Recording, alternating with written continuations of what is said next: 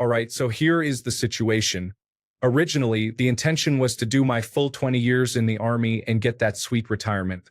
Fortunately for me, that didn't work out, and I was medically retired in 2012 after serving 6 years as an infantryman due to injuries sustained in combat. After getting out, I tried my hand at a few different things. I spent a season working as a wildland firefighter all over New Mexico and Arizona.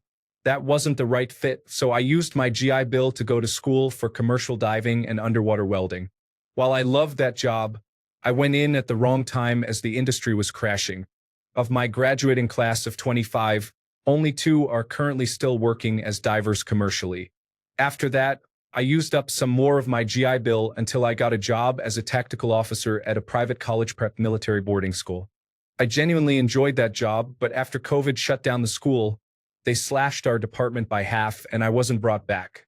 I foresee the school closing or switching from a military academy to a traditional boarding academy within 2 to 3 years anyhow, so I was on borrowed time there anyway. So currently, here is where I sit. I only have 5 months of GI Bill left to go, but I found out that due to the nature of my medical retirement, I qualify for what is called vocational rehabilitation, which will pay for an additional 2 to 4 years of education. This is my last shot at starting a new career without drowning myself in student loans. What careers should I look into? I was tossing around the idea of going to another trade school, but the fractures in my spine are arguing against that. Thanks. Story 1.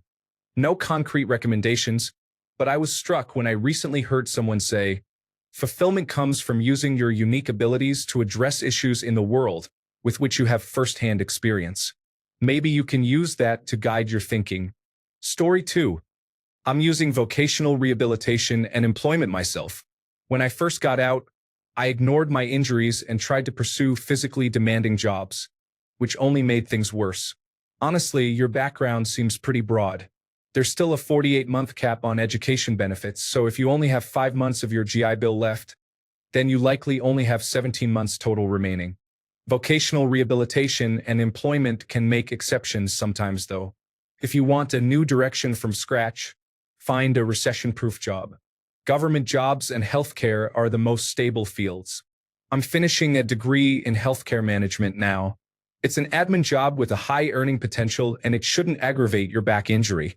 Also, check out veterans. You'll get advice there that is better tailored to your specific situation.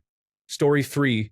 If I had your military background and wanted a reset, I'd personally look into anything related to cybersecurity or privacy. The industry is always growing, and bad actors are becoming more and more sophisticated. Anyone with a military or defense background gets a deeper second look or a leg up in career hunting. Story 4. Nursing is a noble and rewarding profession.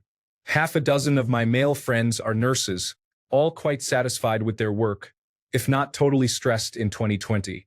Story 5. These days I would like to be a barber. Only instead of asking about stuff like, so, do you have any holidays planned? I would ask questions like, so, do you think flowers scream when you pick them? Story 6. Equipment operator. Learn to run a bulldozer, excavator, roller, etc. The pay is solid. It won't batter your body like being a laborer would. You get to operate a big machine, and building stuff is awesome. Story 7. A year ago, if you had given me this hypothetical, I would have said that I would go to flight school and get a commercial pilot's license and start towards an airline transport pilot. Obviously, though, recent events have made that seem like an awful idea. Sometimes I wonder if I could have succeeded if I had gone down the pre-med path in college. At the time, I was very focused on getting a marketable 4-year degree and never going to school again, so I chose engineering, which, to be honest, I was kind of mediocre at. In the new non-math intensive science classes I took, such as chemistry, I did pretty well. Who knows, though, if I had gone that path, I'd probably be saying, ugh, I wish I had studied something that hadn't made me spend my entire 20s in school. Grass is always greener and all that. Story 8. Okay, here is my 2 cents. Go for a trade, not a career. Electricians, carpenters, and plumbers are all in very high demand right now and will be even more so over the next 10 to 20 years. With many injuries, there are trades that you would still be able to do, given your ability to underwater weld. Story 9. I have been in engineering for 45 years. About 70% of my family, including my dad, uncle, cousins, and brothers, were all in construction. They were in a union.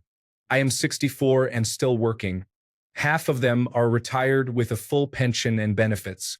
If I had to do it all over again, forget the prestige job. I'd be an electrician, plumber, railroad worker, or postal worker, something with a real pension. Story 10. If I was guaranteed to get my dream job, I would go for design and ergonomics. I love well-engineered things. It doesn't matter what they are: car interiors, scissor handles, chairs, and so on. Every single thing we use in our lives is designed with purpose, and a lot of times that design falls short of expectations. I would be proud to go to work every day and focus on making things that function to the highest standard of comfort and convenience. Realistically, for an attainable job, computer science. Story 11. I came home from Vietnam and had no real prospects. After I got sober, I took a job lumberjacking in Vermont to make ski trails. It was paid meals and housing for 7 months. I ended up getting a recommendation from the foreman to a job driving a bulldozer in Alaska, widening roads, again with paid room and board. 6 of us lived on an old school bus with a wood stove from Anchorage to almost Fairbanks. That winter, I canned fish and then pot-fished cod until my dad called and told me to come home. He had a job for me. I met the chief of the town police and got a job as a patrolman. I was walking a beat a few days later and started looking into civil service. My dad told me to use the GI Bill for a fallback job, something that I could always do to make a buck. I went through the mechanics program. I filed my paperwork and made a mistake on it, so I had to do the paperwork twice. It got submitted and my tool set for school got delivered. I had this beautiful Blue Point USA made set with everything, and 3 days later another set came. I was sure the mistake would be found, so I put the set away. I still have the set I used in class, and my foster son, who is going to diesel school as soon as the world opens, is getting the 50-year-old perfect set for Christmas and good grades. I'm glad I took the class, as it saved me money and I never didn't have a job. You can do oil changes if you have to turn a buck. I later applied for New York City sanitation and took my last $6 and applied to emergency medical services and became a paramedic. It's been a great job, and I can fall back to being a mechanic if I need to. I think it's a good plan to have a fallback. I wish you all the best, son. I wanted to go full military, but my pal stepped on a toe popper and we both got hit. I took shrapnel and his toes in my calf, so I was bumped back to the United States in 1970 after a stay at Okinawa to have surgery and deal with infection. I was in your shoes 50 years ago. Best of luck to you. Story 12.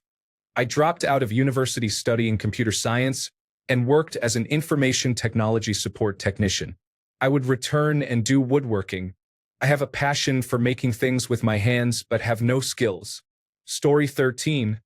I went to school for computer programming. I make great money for the level of effort I have to put forth.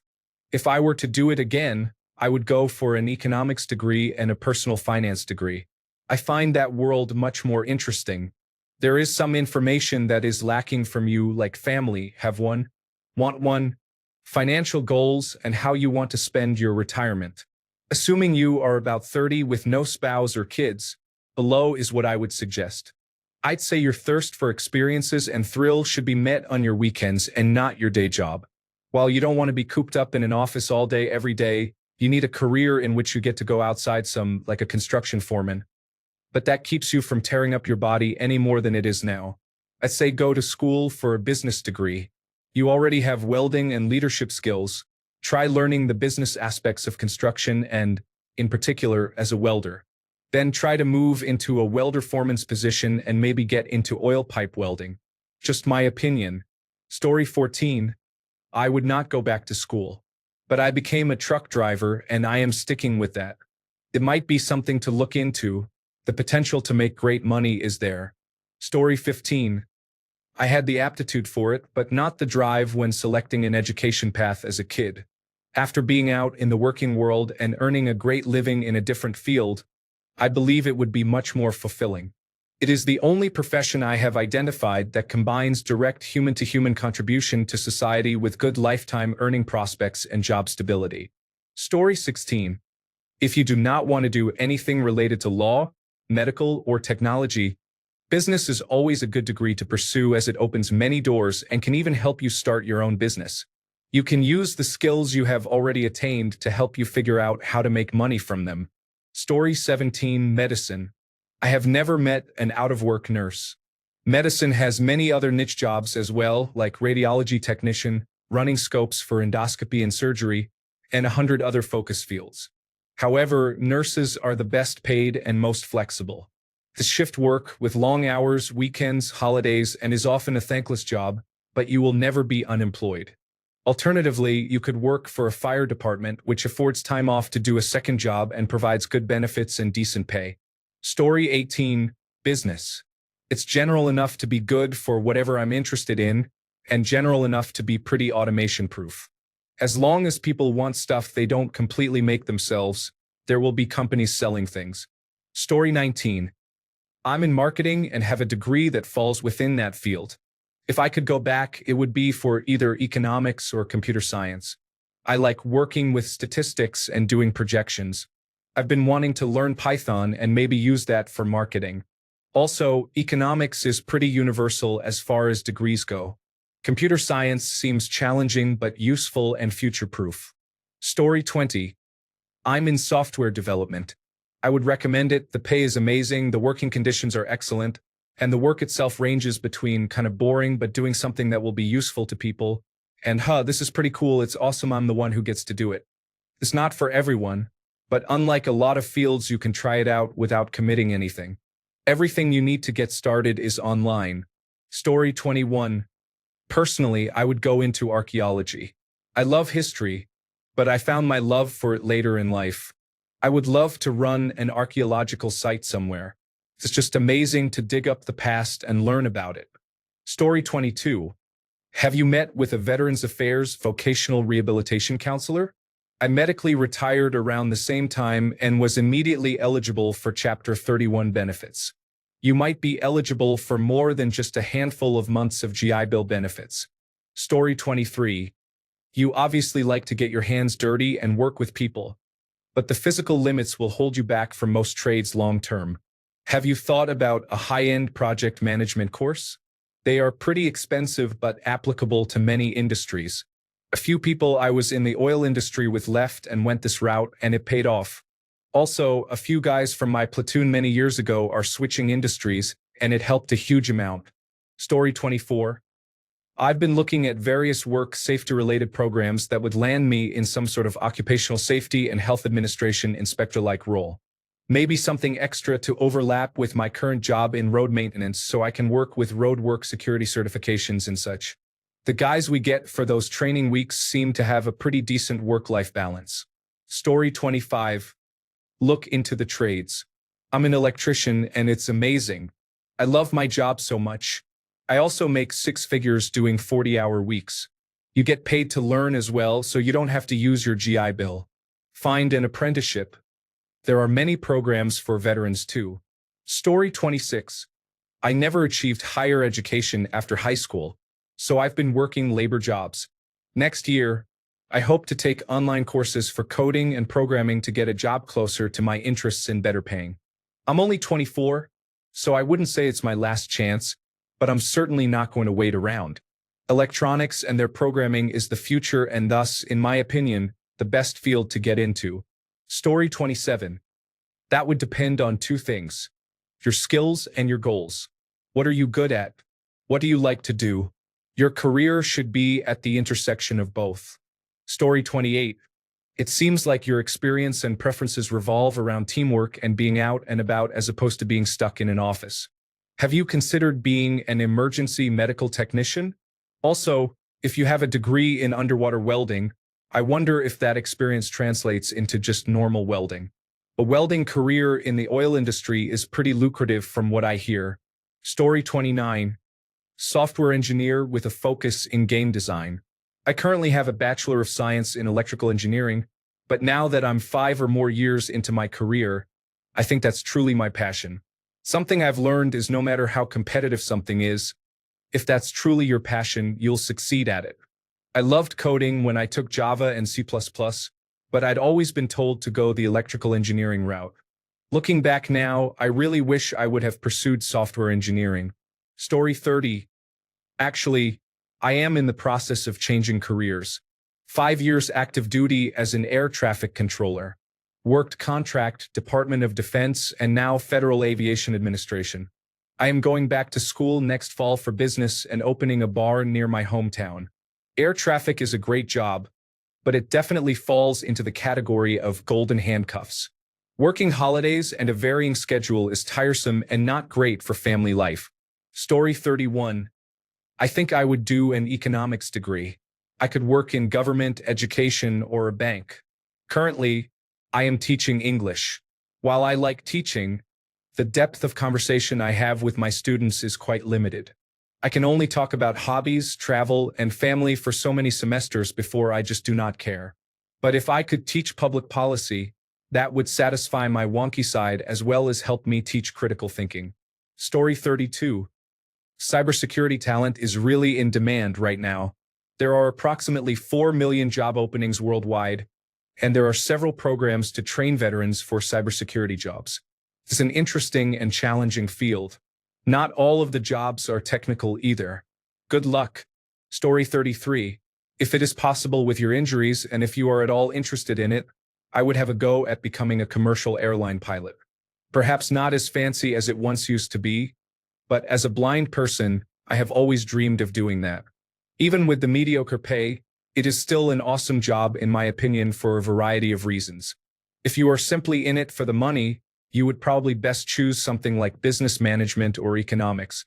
Those banking jobs are soul-draining in my view, but they sure pay a ton of money. Whatever you do, I advise you to find a good compromise between your interests and the money aspect. Story 34. Okay, well, wildland fire is a rough job, and most of the guys who do it all the time are kind of annoying, to be honest. I have a bad back too, not as serious as yours, but I empathize. If you like being in the woods, consider fish and wildlife work. That's what I do. You can private message me if you want details on how to go about it. I'm not super comfortable sharing my experiences publicly. It's a relatively small community. A 2-year degree is all you need for working in fisheries science, but for dryland work you need a bachelor's degree. If you're into the academic and research side, pursuing graduate degrees is more like a job than just taking classes. There are also new fields like conservation biology, which deals more with the interface between human society and the natural world. It's all interesting, and there are lots of overlapping jobs. If you're into computers, there's a cartography program called ARC Geographic Information System that every agency, construction company, and city government uses, and they're always looking for technicians. It's easy enough to learn, and everyone needs those experts. Water quality specialists are always needed too. Sanitation and environmental quality experts are in demand. I'd steer away from parks and recreation. It's mostly like being a janitor but in the woods and sometimes writing tickets. With your injuries, I'd steer clear.